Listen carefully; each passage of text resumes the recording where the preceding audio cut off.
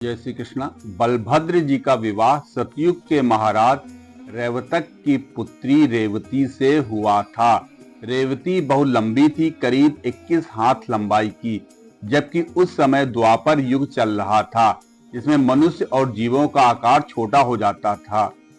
राजा रेवतक अपनी पुत्री के लिए सुयोग्य वर की खोज में ब्रह्मलोक गए, जहां उन्हें ब्रह्मा जी ने बताया कि उनकी पुत्री का विवाह भगवान विष्णु के अवतार श्री कृष्ण के बड़े भाई बलभद्र जी से होगा।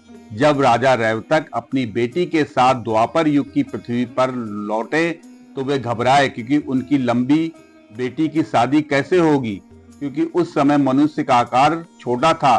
बलभद्र जी ने हल उठाकर रेवती को दबा दिया, जिससे उनकी लंबाई द्वापर युग के अनुसार सामान्य हो गई। इस प्रकार बलभद्र जी और रेवती का विवाह हुआ।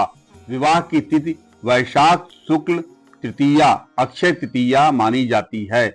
यह विवाह भगवान श्री कृष्ण के बड़े भाई बलभद्र और रेवती जी के बीच हुआ था, जिसकी पौराणिक कथा में वर्णन है कि बलभद्र ने रेवती को अपने हल्के स्पर्श से छोटा कर सामान्य शरीर का बनाया था, ताकि उनका विवाह संभव हो सके। इस विवाह के आयोजन में नारद मुनि भी शामिल थे और विवाह द्वारिका में संपन्न हुआ था।